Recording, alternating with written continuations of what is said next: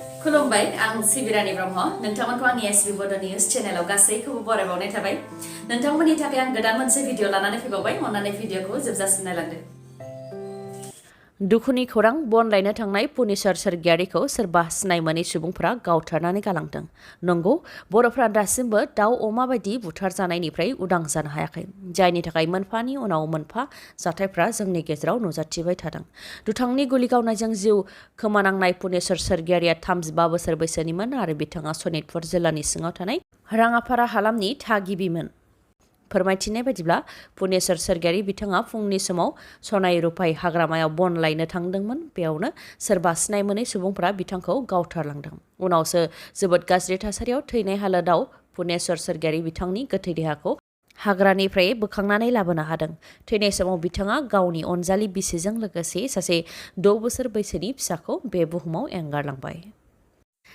BTC सोरखारनि सावस्रि बिफाना गावनि हाबाखौ मावनायाव फेलें जादों नामा जायनि थाखाय काजलगावनि जोहोलाव सोमब्ला बसुमतारी सोरखारि देहा फाहामसालियाव जानाय गाज्रि खामानिफोरा मोनफानि उनाव मोनफा सोराङाव फैबाय थादों फिन गुबुन मोनसे गोसोम गाब नांदों जोहोलाव सोमब्ला बसुमतारीनि मुङाव लुनाय सोरखारि देहा फाहामसालियावनो डक्टर आरो नार्स जयै जौ लोंनाय जाथाया सोराङाव फैदों जौ लोंनाय थासारिखौ गावनि मेगनजोंनो नुनाय सुबुङा फोरमायथिनाय बादिब्ला हरनि 1 रिंगासो समाव बिथाङा गावनि नखरनिनो सासे बेरामिखौ इमारजेन्सिनि थाखाय लानानै फैदोंमोन नाथाय देहा फाहामसालियाव गैया डक्टर आरो नार्स गार्डनि दरजाखौबो बुहैनाय जादोंमोन नाथाय गैया उनाव डक्टर क्रिस्टियान ब्लेसिंनि खथायाव डक्टर क्रिस्टियान ब्लेसिंजों लोगोसे सासे नार्स जयैनो जौ लोंनाय आरो सिगारेट सोबनाय थासारिखौ नुनो मोन्दों होननानै फोरमायथिदों आरो बेबायदि थासारिखौ नुनाय लोगो लोगोनो मबाइलजों भिडिअबो सेबखांदों उनाव पुलिसनो मिथिहोनायाव पुलिसा नुजाथिफैनानै जौ बथलखौबो डक्टर थाग्रा खथानिफ्रायनो बोखांफैनो हादों होननानै फोरमायथिदों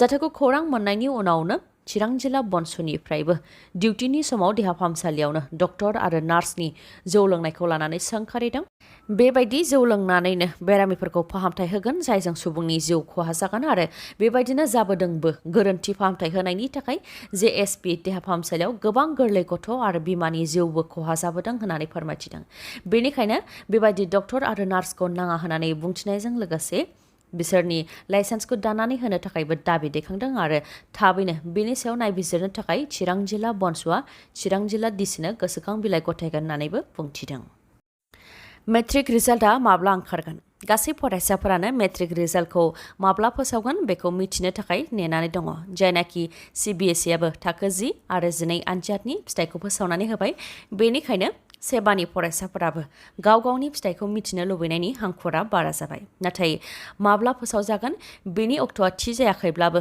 बे दाननि जोबनायाव अदेबानि मे दाननि जोबनायाव फोसावनानै होगोन आरो बेनि थाखाय सेबाया साखाफारा जाखाबाय होननानै आसामनि गिबि मन्थ्रि डक्टर हिमन्त बिश्व शर्मा बिथाङा फोरमायथिदों मेट्रिकनि अनगायैबो सावस्रि बिफानाव 4th ग्रेड साख्रिनि फिथाइखौबो फैगौ 16 मेआव फोसावनानै होगोन 26 मेआवनो एपइन्टमेन्ट लेटारखौबो राननानै होनाय जागोन होननानै फोरमायथिदों बिथाङा गुवाहाटीनि खानापारा भेटेनारि फिल्डआव एपइन्टमेन्टखौ होनाय जागोन होननानै फोरमायथिदों बिथाङा लोगोसे बेंगुराफोरखौ आनजाद नायनाया दिनैनिफ्राय जागायजेनगोन होननानैबो फोरमायथिदों आरो बेंगुराफोरजों लोगोसे आइजोफोरखौ खाथिनि जिल्लायावनो थिसननो थाखायबो नाजागोन होननानै बुंथिदों गिबि मन्थ्रि बिथाङा गिथावना आरो दुखुनांथाव जाथाय आसामनि सनितपुर जिल्लानि भीमदांगा गामियाव गिथावना जाथाय जादों मिथिमोनै बेरामजों गाग्लोबजानानै 10-12 साननि गेजेरावनो नखरसेनिनो 3 बिब' बिनानावनि जिउ गोमादों बिरेन गाथवारनि फिसाजोफोरा फारियै थैनो हमदों थैनायफोरनि मुङा फारियै रन्जु गाथवार 27 बोसोर बैसोनि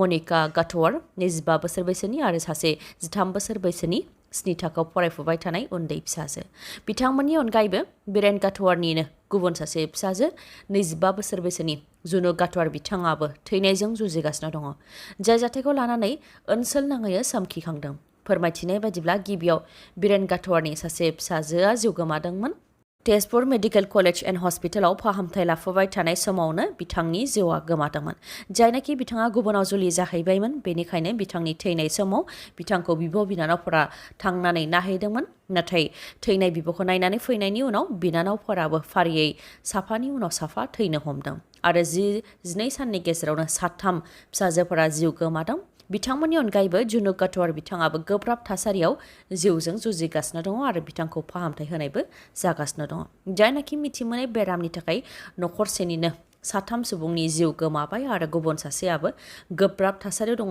बेखौ लानानै ओनसोल नाङैनो मोनसे सोमखिखांनाय थासारि सोमजिदों। मा बेरामनि थाखाय बेबायदि जामारदों बेखौ मिथिनो थाखाय सावस्रि बिफाननिफ्रायबो आनजाद नायनाय हाबाखौ मावबाय। फोरमायथिनाय बायदिब्ला मिथि मोनै बेरामजों नाख्रेबजानायजों गासै देहायावनो गुग्ला बायदि जानायजों लोगोसे गोबां मोदोम सायो होननानै फोरमायथिदों। प्रमद बर'आ एबसुखौ थगायदों आरो एनडिएफबिखौ थगायदों। बे अजदखौ होदों कंग्रेसनि दैदेनगिरि गर्जन मुसाहारिया। कर्नाटकआव कंग्रेस दोलोआ देरहासारनो हानायखौ लानानै फिन गर्जन मुसाहारिनि खौरांगिरि मेल। कर्नाटकनि जारिमिनावनो गोबां मासेयाव देरहासारनो हानाय बेयो मोनसे रेकर्ड होननानै बुंथियो बिथाङा। देरहासारनो थाखाय नरेन्द्र मदि बिथाङा गोबां गेदेर गेदेर रड श' लादोंमोन, जेराव मोनसे रड श'आवनो 24-25 किल'मिटार जानथाइसिम रड श' खालामदोंमोन, जेराव कौटि कौटि रां बाहायदोंमोन आरो बिजेपिआनो देरहाफिनगोन बेबायदि मोनसे दोहौ नुजाथि होदोंमोन। बेराफारसेथिं बिजेपिआ रां रुफाजों आरो गोहो बोलोजों मोनफ्रोमबो बिसायख'थियाव देरहासारनायखौ लाबोनो हायो बेखौ लानानै जोंनि लाइमोनफोरनि गेजेराव गिखांनाय फैदोंमोन। नाथाय बिजेपि अदेबानि नरेन्द्र मदि सोरखारा सोरबा गोख्रों हेंथा खोथा बुङोबानो इडि आरो सिबिआइ लागायनानै थन्थ्र होयोमोन आरो बिजेपिआव हाबफैनो ना जोबथेसालियाव थांनो बेबायदि थासारि खालामनानै होयोमोन। बेनि अनगायैबो बिजेपि दोलोआ धोरोमनि जेंनाखौ लानानै रायजो राजाफोरखौ थगायनो सानदोंमोन। नाथाय खोला भारतआ सा भारत बायदि नङा। धोरोमनि खोथाखौ लानानै भट होनो फैया। रायजो राजाफोरनो मावनानै जानो थाखाय राहा नांगौ, साख्रि नांगौ, गुबुन गुबुन धोरोमफोरनि गेजेराव गोरोबलायनानै गोजोनै थानायनि थासारिखौसो नांगौ आरो बेनिख्रुइ देरसिन गुबुन खोथा गैया। जायनि थाखाय बिजेपिआ कर्नाटकआव जेनदों। दा जोंनि बिटिआरआवबो प्रमद बर' आरो बिपिएफआ बिजेपि दोलोखौ गियो, नाथाय बिटिआरनि रायजो राजाफ्रा बिजेपिखौ दागि रां रुफा आरो बोलोजों गासैबो जाजोबा, मानोना भारतआ सुबुं खुंथाय हादर, रायजो राजाफ्रासो राजाखौ सायख'गोन होननानै बुंथियो गर्जन मुसाहारिया। लोगोसे बुंथिबावोदि बिटिआरआ एकर्ड नङा एबा गोरोबथा नङा, एग्रिमेन्टसो। प्रमद बर'आ एबसु आरो एनडिएफबिखौ थगायदों।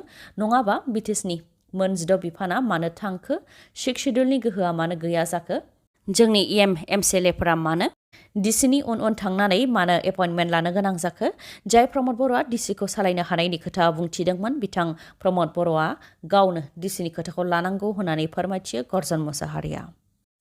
चिरां जिल्ला बिजनियाव गेस सिलिन्डार बेफ्रुनायजों गंथाम न' खामनानै सेवहांगार जादों। 1 नं दंसियापारानि रामजान आलीनि न'आव बेफ्रुदों सिलिन्डारा, जायनि थाखाय रामजान आलीनि न'नि खाथि खाला थानाय न' गासै गंथामा खामनानै सेवहांगार जादों। बे सिलिन्डार बेफ्रुनायजों गासै न'फोरानो खामनानै सेवहांगार जानायनि अनगायैबो न' सिङाव थानाय गोबां लाख राङाबो खामनानै सेवहांगार जादों होननानै फोरमायथिदों।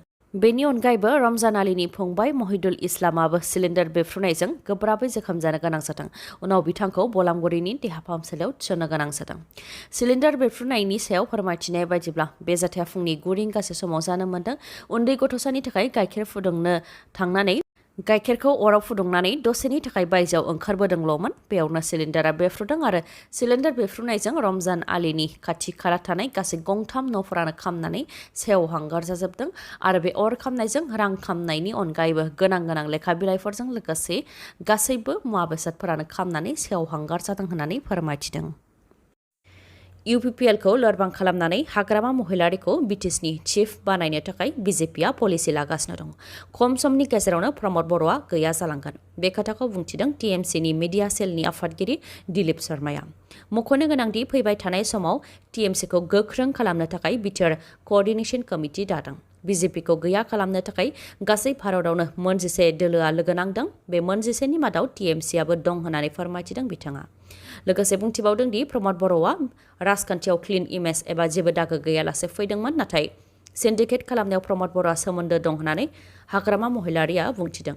उल्था फारसेथिं हाग्रामा महिलारिया जाख्ल'दों आरो इउपिपिएल आरो बिजेपिनि सोरखार फैनाय लोगो लोगोनो हाग्रामा महिलारिखौ एरेस्ट खालामगोन होननानै खोथा होदोंमोन।